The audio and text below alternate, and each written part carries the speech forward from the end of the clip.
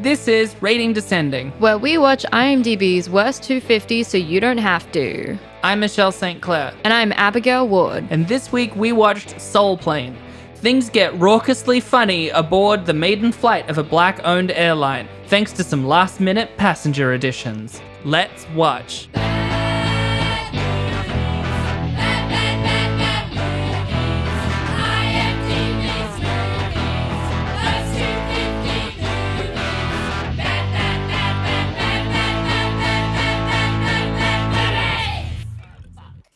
And we're alive. Technically, we are live. Live on Pirate Radio. We're just live right now. Like, when they hear it, it won't be live. True. But right now, we're alive. Are we? Are we living? Do you feel alive? No. You could argue that if you're living for yourself to not die in the future, you're already dead. Because you're not living now. True. You're just living for death. True. I mean, this is the whole thing around anxiety as well, which I've been thinking about a lot recently. And that because I'm always worried about the future, I'm never enjoying the moment or the present. Yeah, you're already dead. Do that. You're already dead. Anxiety is just this weird pit of dread that just likes to live in you and destroy all the joy that you might feel in one particular moment thinking ahead. It's terrible. I'm anti-anxiety. If you have anxiety, fuck you. I'm pro-anxiety. I think anxiety's great. She secretly works for Big Anxiety. Little does she know, I secretly work for Big Depression. What will unfold? Well, what'll happen is in the season finale, our megaforms will fight in the streets of Melbourne. That's good. I like that. Anxiety! And then you'll be like, stop. It's depression bot.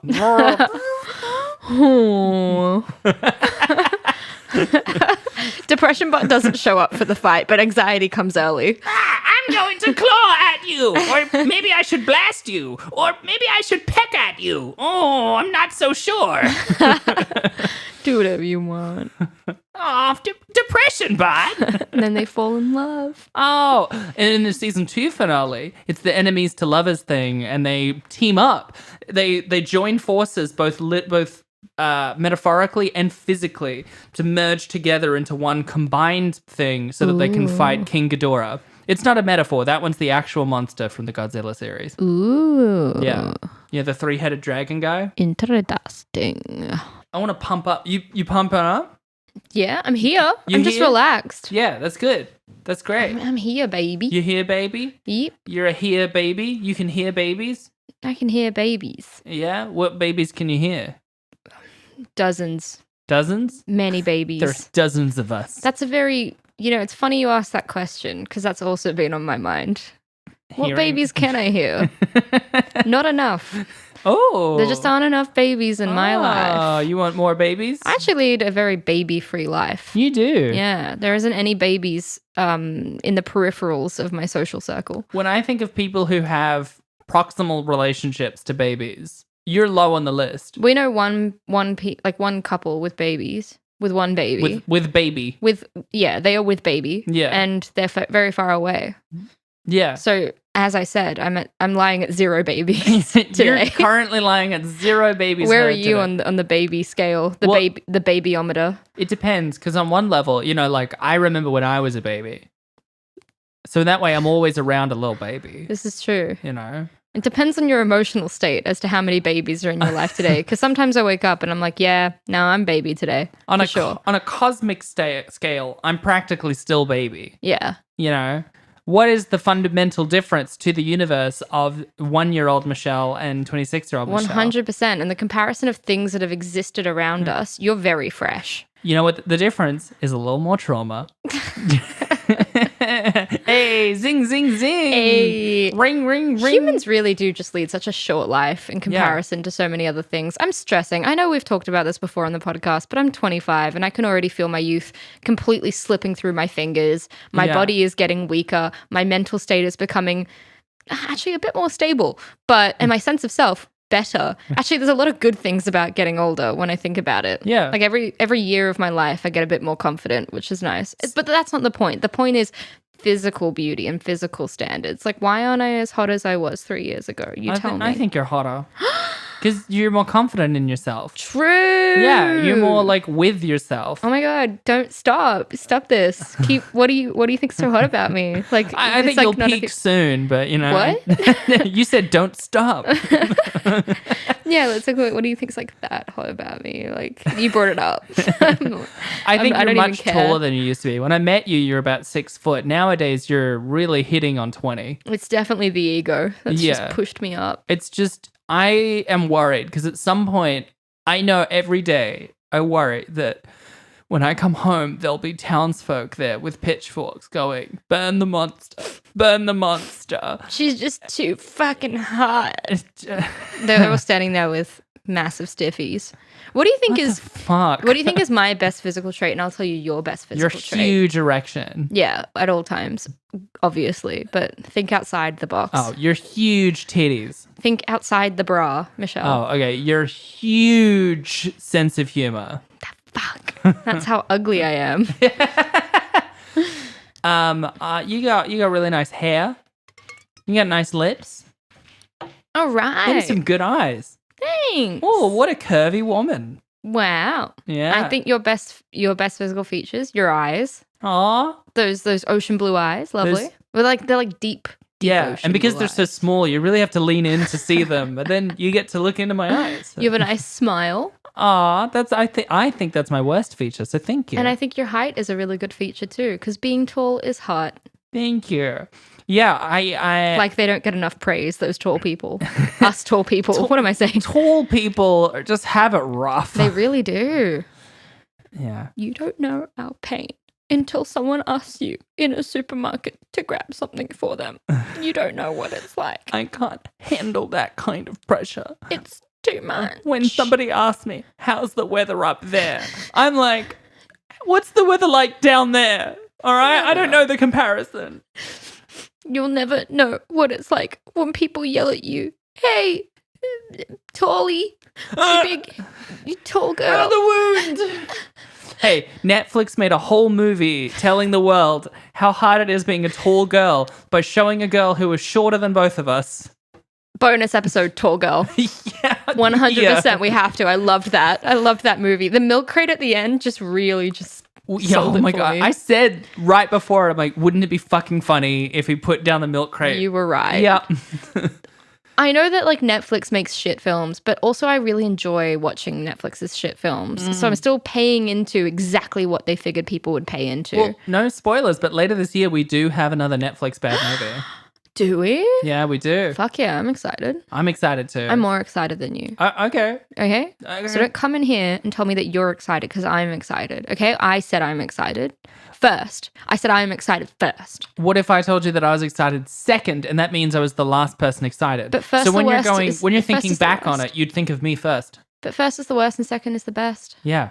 So wait, so who wins this? That's all Well, I need to know. if I'm second, then I'm Fuck! the best. Oh!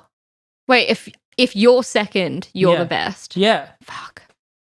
This has been a really up and down roller coaster of a journey for me. Speaking of up and down roller coaster journeys, MDMA. Am I right? we watched Soul Plane.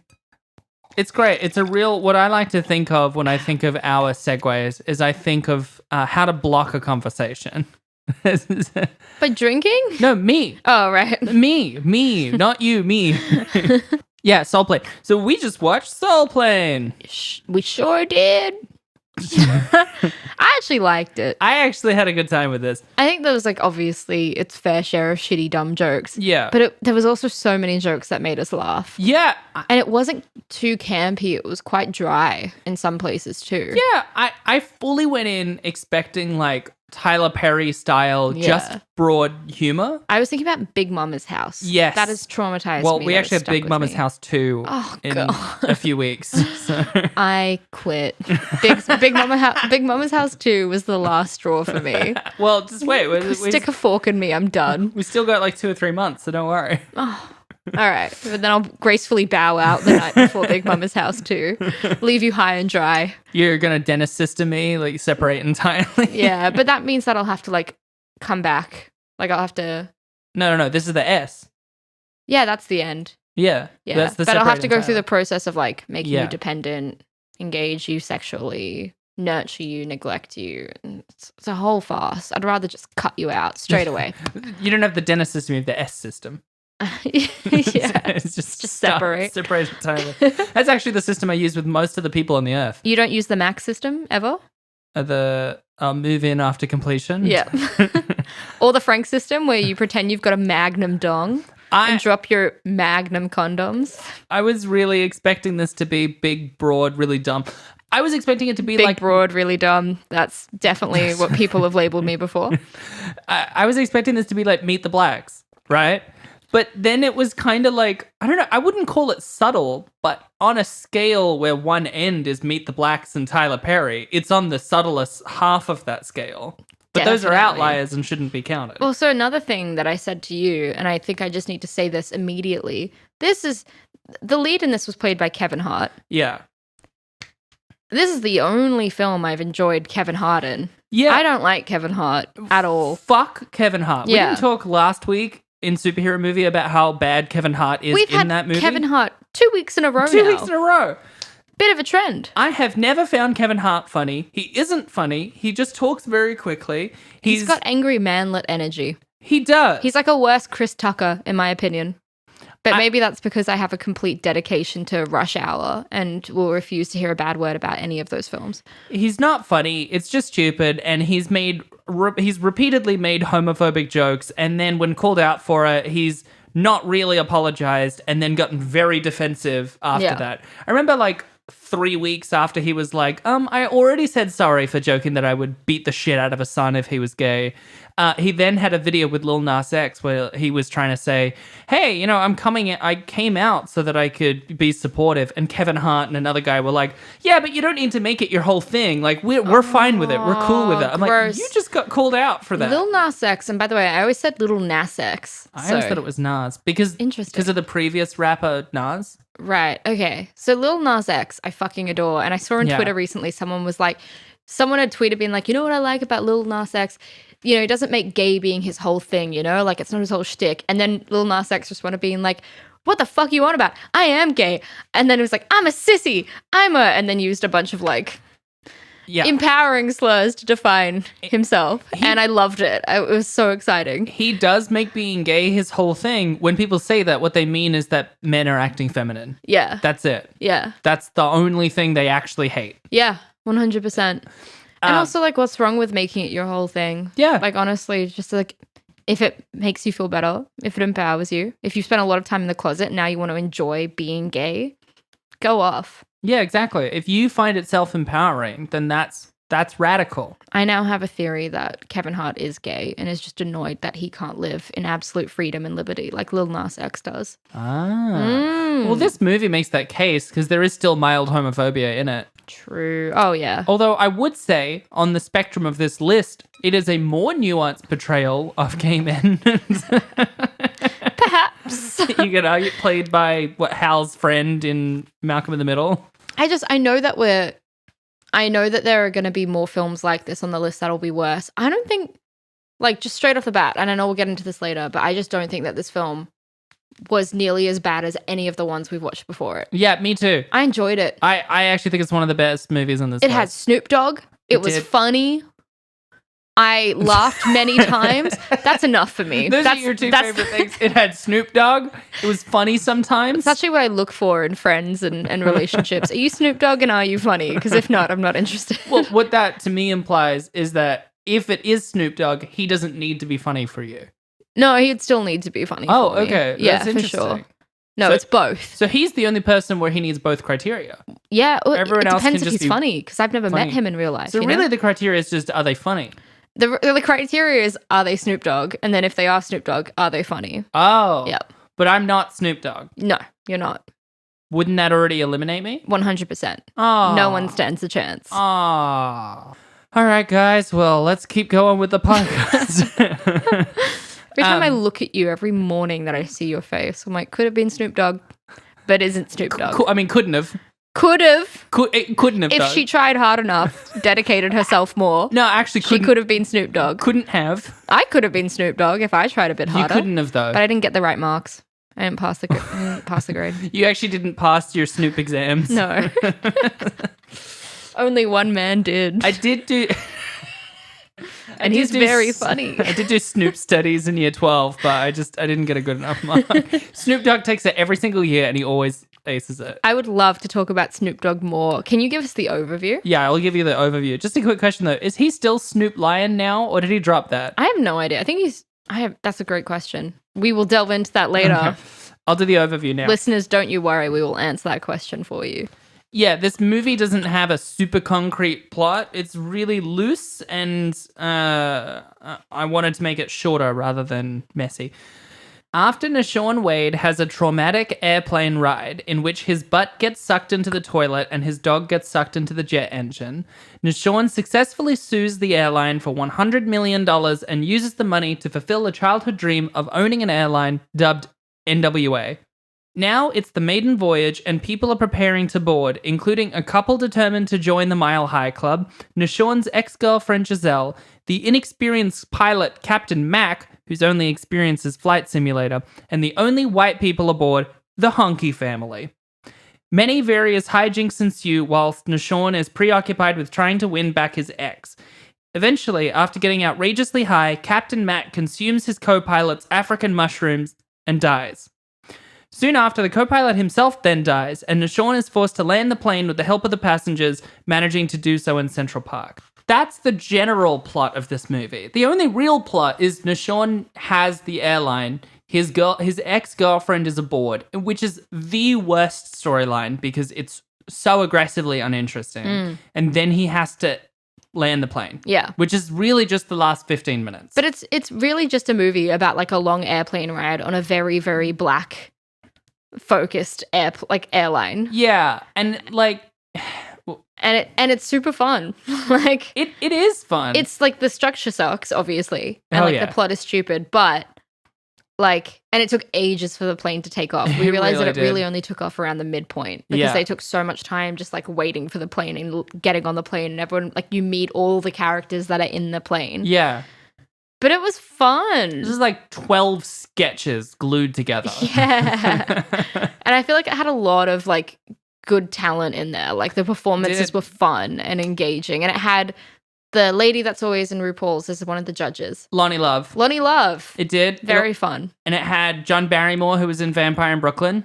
Yes. As Julius's uncle. Yeah, exactly. And he was really funny in this too. Yeah, that's right. He fingers like a little... He fingers the like baked potato. Yeah, and he comes from it straight away. Which is a bit that it does like a Mr. Show where like the first 2 minutes of it is kind of funny, but it's and then it kind of gets really not funny for a while, but then it just keeps going for long enough that I'm like, actually, this is really funny now. Yeah.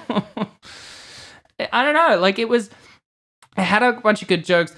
I feel that there is a layer of it where I'm like, look, the whole premise of the movie and the whole style of comedy is almost exclusively racial stereotyping. Yeah.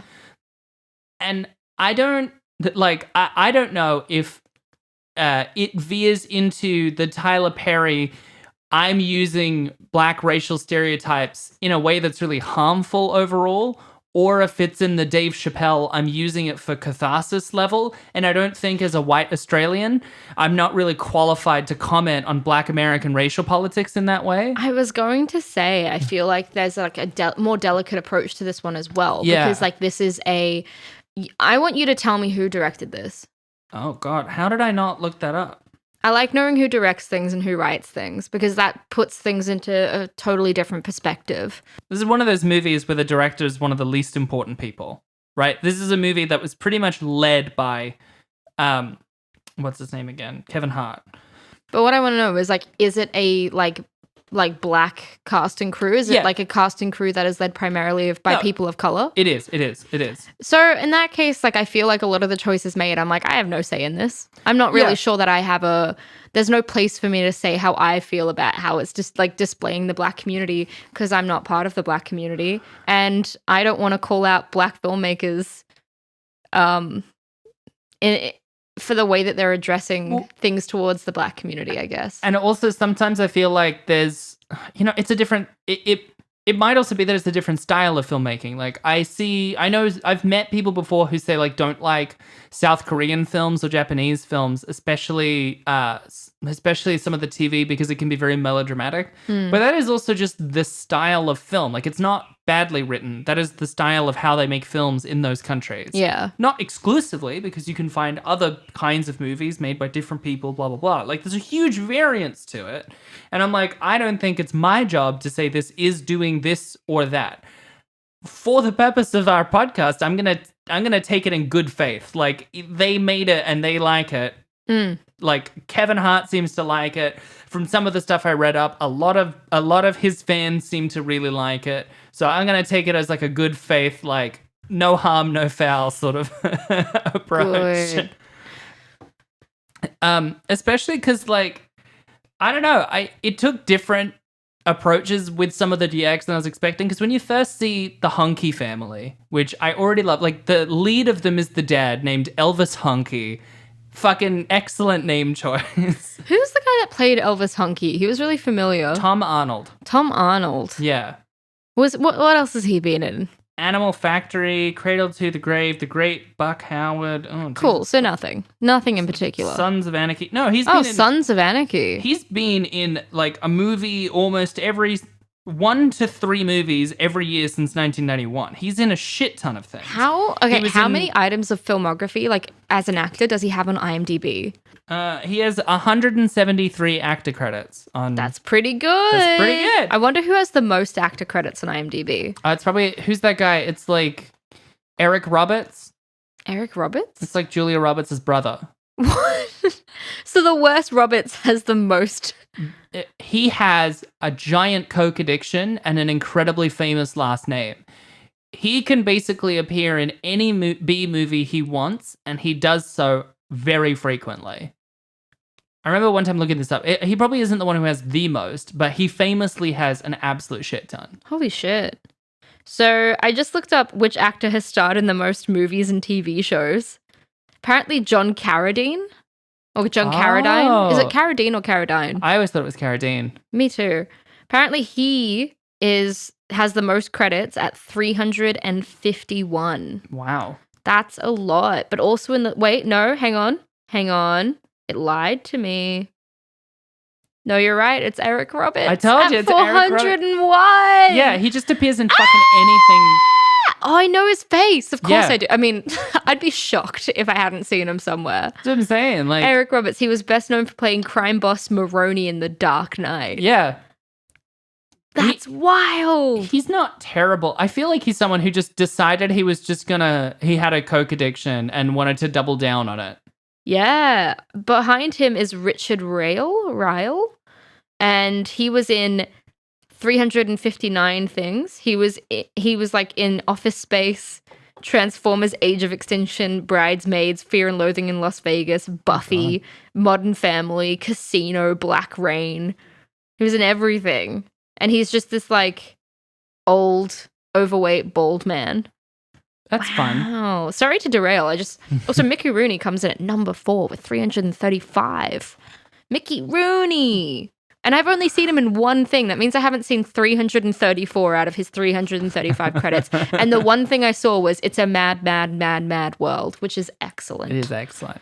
So when you're introduced to Elvis Hunky and his family, I don't know, you immediately get the impression that the way they're going to play it is white family is stuck in the midst of black culture. They are going to hate it, right? Like, that's what I feel like the setup is in these kinds of movies. And it always plays off like it's cathartic in the sense that you're inverting the power structure. Now the white people are in trouble. Yeah. But it's always, I don't know, in some ways a little more uncomfortable to watch. But through a lot of it, like, they're uncomfortable at some things, but they all really come around to it, you know? When they're sitting in, like, the waiting room, not the waiting room, the lounge. What's the name for that room you sit in before you board the plane? The airplane waiting area. It's not really a room. It's a gate. They're sitting at the gate. Yeah, they're sitting at the gate. Yeah. I love travel, okay? I've done it a lot. I've been many places. COVID-19, who? Baby, I'm in the airport every other day. Just cruising around, looking around. They're sitting at the gate. They're sitting at the gate, and they look very uncomfortable because they're just like they're the only white people that they can see. Yeah. And I was thinking, like, I did have the thought in my mind of, like, if I was getting in on an airplane and I realized I was the only white person, I would feel uncomfortable just because I'd feel like suddenly a fish out of water because white people monopolize everything in this country. Yeah. I've never been in a situation where I've been the only person of my race or color to sit somewhere. And then I was like, holy shit. Again, privilege strikes once more. I was like, wow, I've never had to experience that. That's crazy. I'm so lucky in a lot of ways. But that's also what I mean. It's notable, for example, the wife, who's played by Missy Pyle. I love Missy Pyle. She's excellent. She's the one who is uncomfortable with it. And then Elvis looks around and he's like, no, it's fine. And then he's like, oh, I guess we are the only white family. And then before the beat is even finished, he's then just staring at black women's butts. Yeah. And the son has immediately started to just completely dress in mid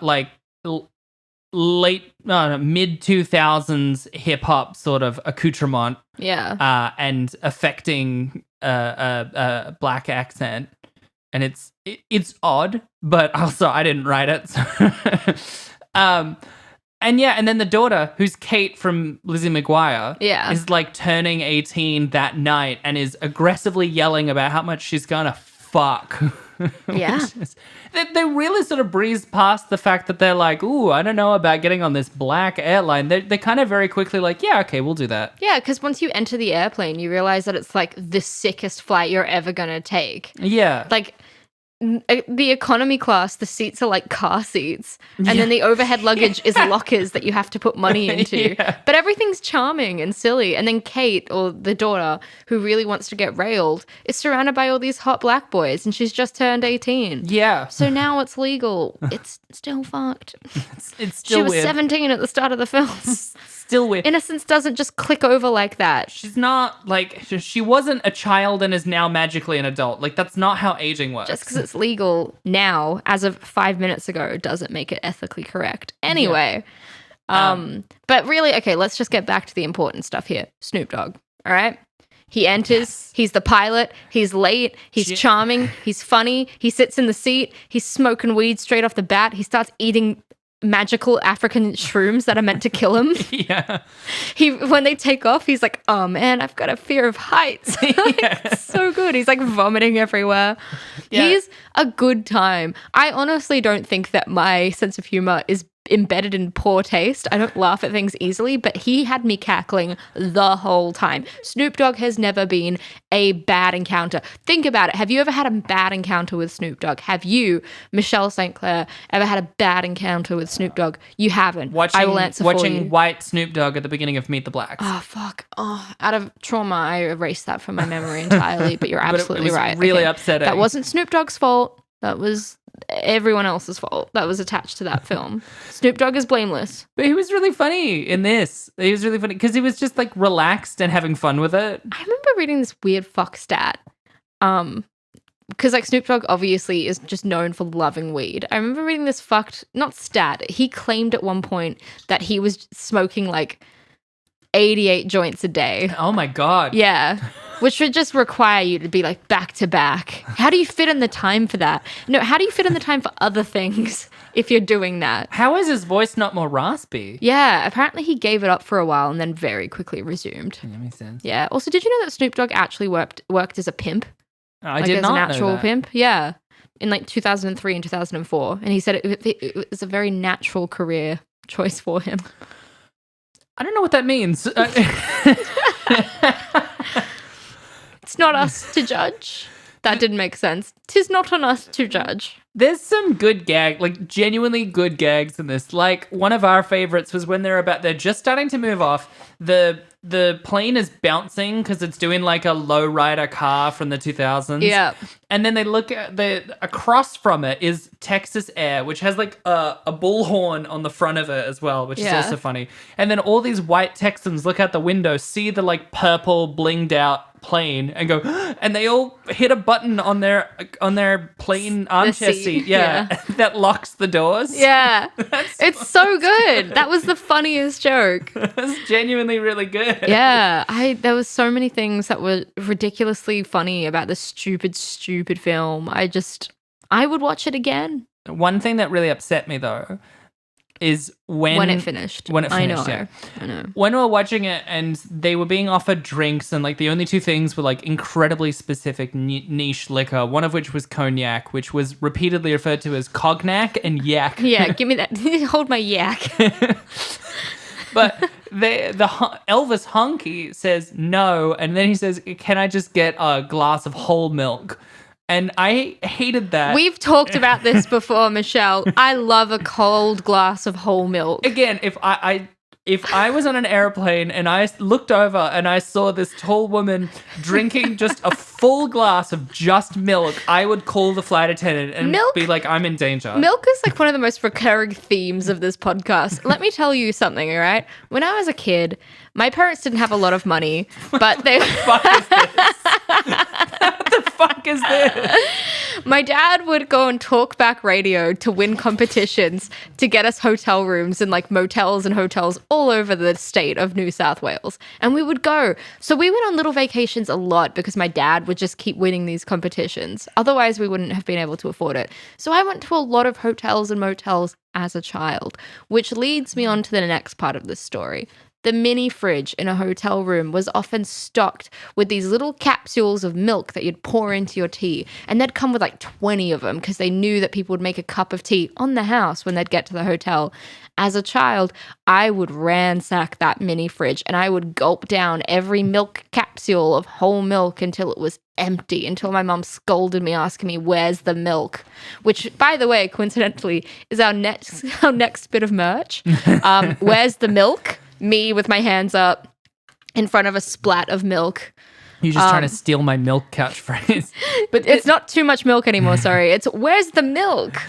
It's like me crossing my arms and pulling a frumpy face. But that's how obsessed I am with the delicious, filling, creamy experience of drinking a glass of whole milk. It's like if Dickens wrote a book in 2002. It's so weird. How's your bones, Michelle? Are they strong? Don't think so. Weak as hell. Yeah, didn't get enough of those milk capsules. That's just really upsetting. Milk is not a drink by itself. It's an ingredient. I fundamentally disagree with humans drinking milk, and yet it's just the fickle nature. I mostly just drink soy milk and oat milk these days, but I wouldn't have a whole glass of it by itself because it's an ingredient. It's not its own whole finished thing. You're an ingredient. You know what? I can't argue with that. Yeah. There's a solid argument to be made. You're just an ingredient in the stew that is my life. All right?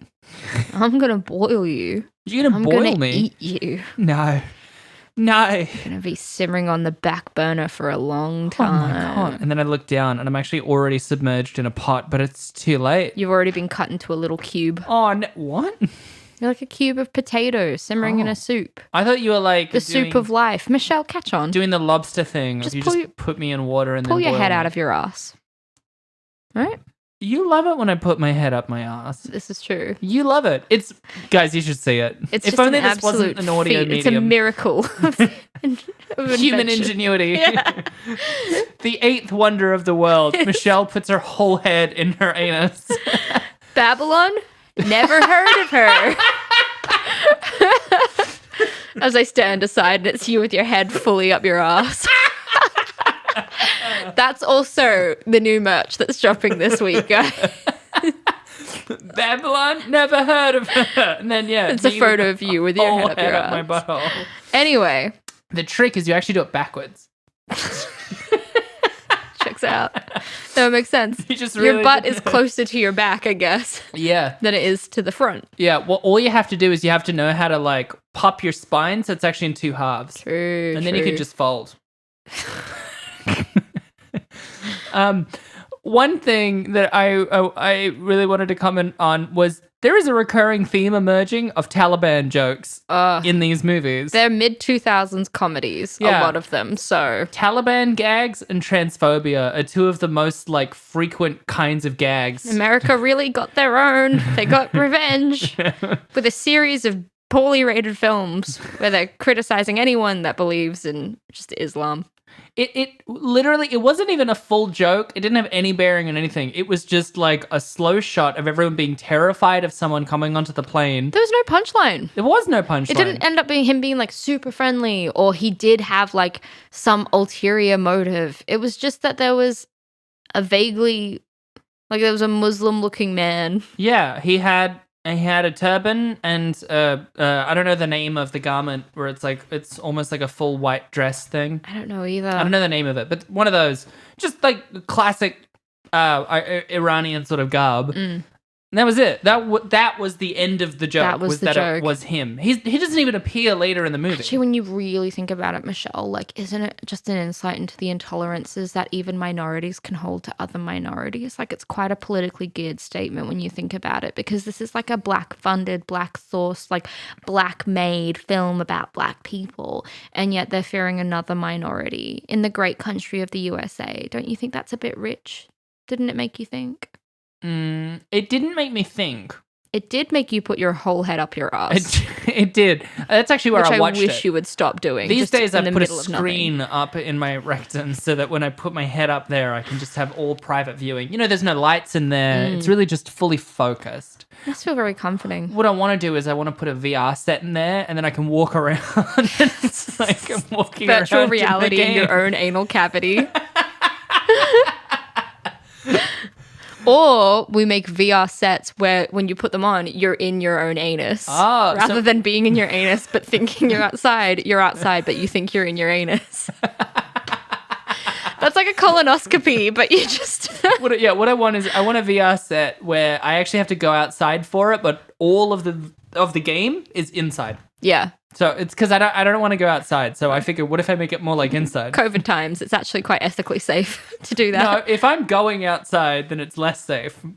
Right. Maybe I didn't listen fully. I don't think you did. Hi, baby.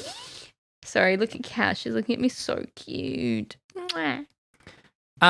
Yeah, because in addition to the being a bit Islamophobic, there was also, again, what we saw in Meet the Blacks of black people being racist to African people. Yeah. What is with that? Yeah. Shitting on their culture. I don't think as a white Australian, I have so much to already atone for. I don't think it's my job to comment on what that means, but it was weird. They're racist. It's not just me. Yeah. I know we did a genocide, but that's a bit weird. I bet they'd do a genocide if they were pushed to it. It wasn't me, it was my colonial ancestor. I'm just perpetuating the racist stereotype. They're just as bad as us, and that means I don't need to fix anything. Yeah, I don't know. Like, this movie was still bad. Like, it wasn't good, and it was still really, like... When it was offensive, it was very offensive, but it just, I don't know, it had a lot of good gags in it. Yeah. Surprisingly funny. Do you have any trivia for me, Michelle? Yeah, I'll just jump straight into the trivia then. I don't have a huge amount of trivia, but I had some. In an interview on the podcast WTF with Mark Maron, Hart said that part of the reason for the poor box office turnout, which, by the way, it was made for $16 million and made $14 million at the box office. That's not the worst we've heard of. No, but it's not great. You lose money. Yeah. Was due to bootlegging, which had apparently begun 3 months before the film was released in theaters. He explained, on the street, Soul Plane made $40 million. Hart told Maron that during a premiere, fans were coming up to him asking him to sign copies of the bootleg. Hart does, however, credit Soul Plane for making him popular enough to start touring around the country. And for that, I may never forgive this film. Yeah, fuck. This film lost a whole point for the rating I was gonna give it in 5 minutes. Yeah, I do think that's interesting, though, in that, like, it's made for a specific audience, and that audience really likes it. And I think that makes it a successful movie. And we'll get to it. But so some of the more of the trivia. Captain Mac's resume shows his relevant experience as 275 hours flight simulation with honors. Beat F-15 Flying Eagle on Xbox twice. And saw Top Gun 7 times. That's more than I can say. I watched half of it for the first time the other week and I hated it and I stopped watching it. The first opening sequence is good. Like, it's quite exhilarating. There's a goal. It's perfect character setup. But then, I don't know. For me, the rest of the film floundered and I was like, I don't think this is actually very good. I think it's just very popular. When Tom Cruise looks through the legs of that woman and then he goes, oh, man, so I guess you're the Top Gun. And then, woo, it's in the way that you use it. Yeah, I love movies. So good. Yeah. I feel the need. The need for speed. Top Gun. Oh. For speed. Oh, is that from this movie? From Top Gun? Yeah. Is that from Soul Plane? You know it. Is it from Top Gun? It is. Oh, okay. He gets out of the plane. I didn't even get up to this bit of the movie, but I know it occurs. Okay. He gets out of a plane. He goes, woo! I feel the need for speed. Why does he say it after he's... Because wouldn't he say that before? Because he's needing it now. No, he's about to just snort a bunch of amphetamines behind the plane. Because that's a weird thing to say after having done it. Like, you finish driving and you're like, man, I feel like a drive. Watch the film. Tell me what you think. Okay, all right. Isn't Val Kilmer's in there, right? Yeah. And he plays Icebox or Gooseman. Yeah, Gooseman and Gomez, my favorite taco chain. That's not a joke. Fuck that. Cut that. Last piece of trivia. The set used for the plane had previously been used for the interior shots of the plane in Lost. And listeners, let me tell you, if you saw this movie, that would be a wild piece of trivia because it's all purple. Don't understand. It's nothing like Don't understand. a normal plane in any way. Also, before, I just need to point out, we need to talk about the fact that Sofia Vergara was in this. Because she was the one, like, non-black flight attendant. She was just Latina. Yeah. And she was very young and very attractive. Yeah. That's all I had to say. Oh, that was it? That was it. She comes Love in. her. She becomes relevant in the film's third act because she knows how to fly the plane because she had sex with a pilot in the cockpit. That landed the plane while they were fucking. Yeah, so she had to figure out where all the buttons were by getting into the various positions she had sex with him in and feeling around to where he pushed the buttons. That's it. Which was, it felt like it was going to be a weird joke and then it was kind of funny, but it was still weird. It was alright. Let me get on to the reviews. I have 3 reviews. The first one, the film appeared on Empire Magazine users' voted list of the 50 worst movies ever, ranking number 47. Jesus. Its given reason for being listed states, this was billed as an urban take on Airplane. That's a bad sign to begin with. Like Scary Movie, parodies of a parody are onto a loser from the start, but with the addition of crude racial stereotyping of all races and a fatal lack of funny, this goes from bad to worst. If more voters had seen it, this would be in the top 10. A common theme in a lot of the critic reviews was that white critics hated it and that everyone said it was trying to be like Airplane. And apart from the fact that he lands the plane, none of it's like Airplane. But I did get Airplane vibes because it's a comedy on an airplane, but I didn't think they were trying to do like an urban take on Airplane. Yeah, they weren't parodying Airplane. It was just also a plane comedy. Yeah. It's nothing like Airplane. It is similar to Airplane. No, There's like a set of people that we keep revisiting, and they have to land the plane. I mean, in the critic reviews, almost every single one was saying this was the black Airplane, and in that it wasn't like Airplane. And I'm like, you're right, it's a different movie. Yeah, it's so weird. Also, I hate how they're like, it's racist to everyone. I'm like, are you just a white person that was offended that this wasn't about you? Yeah. Here's one from IMDb by, it's titled Hilarious Comedy by Fruit Loops 371. True. A lot of Fruit Loops. Eating precisely 371 Fruit Loops a day. It's my favorite number of Fruit Loops. Yeah, I wouldn't eat any more or any less. One time I had 370 and I was like, you know what? I just want a little bit more. One time I had 369. I was 2 off and it ruined my whole day. I had 372 though and I was like, oh, I'm really full. Yeah, exactly.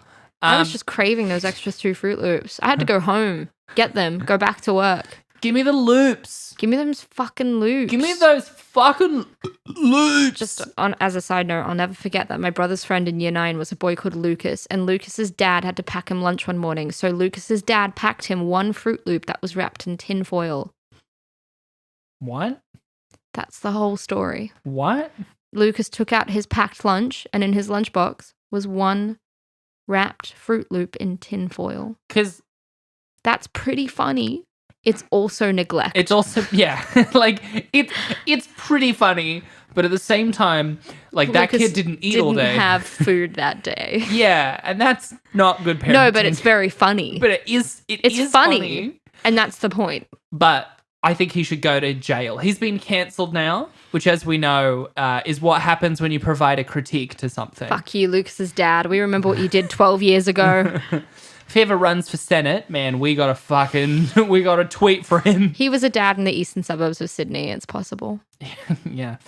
So the review is, a trailer for this movie made me think it was going to be garbage. A year or more later, I watched it on Bet and I couldn't stop laughing. This movie should not be taken seriously. It contains tons of jokes. I'm a white male with a sense of humor. Don't know if this helps. If you are bored white male sense of humor seems paradoxical, but okay. If you are bored and in need of a new comedy, this comes highly recommended. My other favorite comedies are Blades of Glory, Arthur, 1981, Austin Powers, all three, Ben Stiller's Dodgeball, Wedding Crashers. If you wanted to know my sense of humor. Sorry, what was the first one again?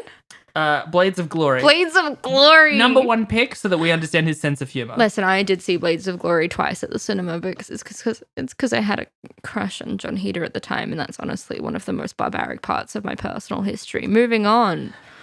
It is definitely worth the time, and you will not regret watching this movie. I want to high-five the creators of this movie and party with them. 10 out of 10. In order of events. First, we high five. Then, we party. 10 out of 10. That's how I arrive at everyone's house. I'm a white man, if that helps. And he has a sense of humor. Yeah, as we know, he likes all three Austin Powers. With an impeccable taste in comedy films. Here's another review titled Soul Plane. Amazing, hilarious, and one of my favorite movies by Watch the Perky. I didn't actually see the film at the cinema. I rented the DVD, which was the unrated version, and I don't know if it was any different to the original, but seriously. Soul Plane was so good. I thought Snoop was great, but not the best. Kevin Hart was awful. I was expecting a great performance like in Scary Movie 3 and 4. Elvis Hunky was one of the most annoying characters I've ever seen in a film. So was the rest of his family. To be honest, I thought the film was absolutely hilarious. What? Monique was one of the funniest characters in it. She was great. I thought the movie was really good and didn't deserve... Sorry, Monique? That's her name. Who? So there was Lonnie Love and the other one who ends up getting together with Elvis Hunky. Monique. Okay, I thought her name was Monique. No, M-O''N-I... Well, this person types Monique. Okay. Continue, sorry. I thought this movie was really good and didn't deserve all the harsh reviews. Possibly it could have been done slightly better, but it was still very well done. 10 out of 10. 10 out of 10. Kevin Hart was awful. 10 out of 10. 10 out of fucking 10. I don't think these people know how full scores work. Not at all. What would you give it? No, what would you give it? Yeah. What would you give it? I'm in charge. 4 out of 10. 4 out of 10? Maybe 4.2 out of 10. Damn, that was quick. Yeah. I enjoyed it. I laughed. Yeah. And it felt like an actual movie. Yeah.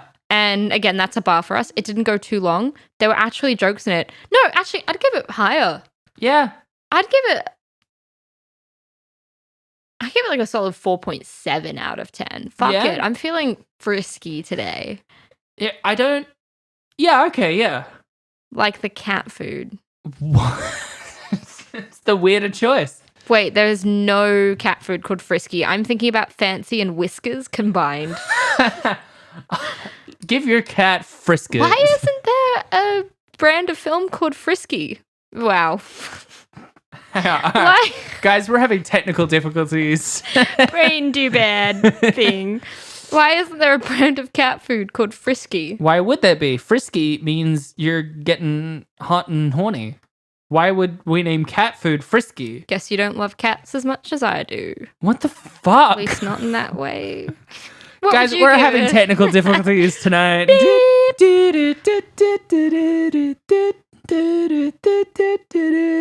Go from Ipanema. I think I would give it maybe a 5. 4.8. Wow.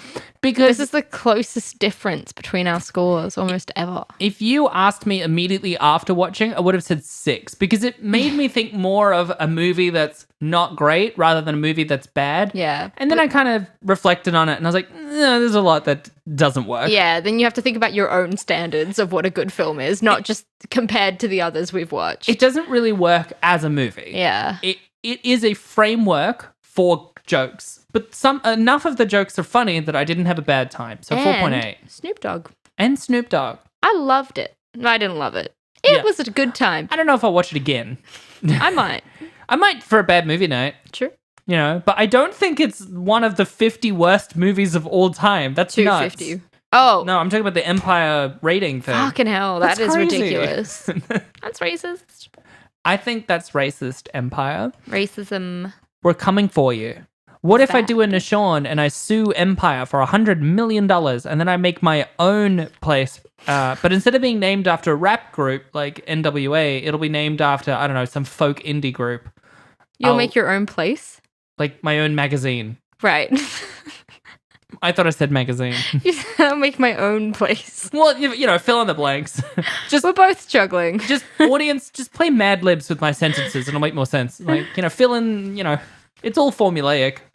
Well, that was Soul Plane. Abby, what are we watching next week? Next week, we are watching Taxi. Oh! 2004. With Queen Latifah and Jimmy Fallon. I'm excited. I haven't heard anything about it. Oh, this movie's kind of famous as a bad movie. Oh, You know how Queen Latifah's not really in movies anymore? this is the reason? Let's find out why. Don't forget to follow us on social media if you can. You can find us on Twitter and Instagram under Rating Descending. Or you can find us personally. You can find me on Insta under Abigail J. Ward.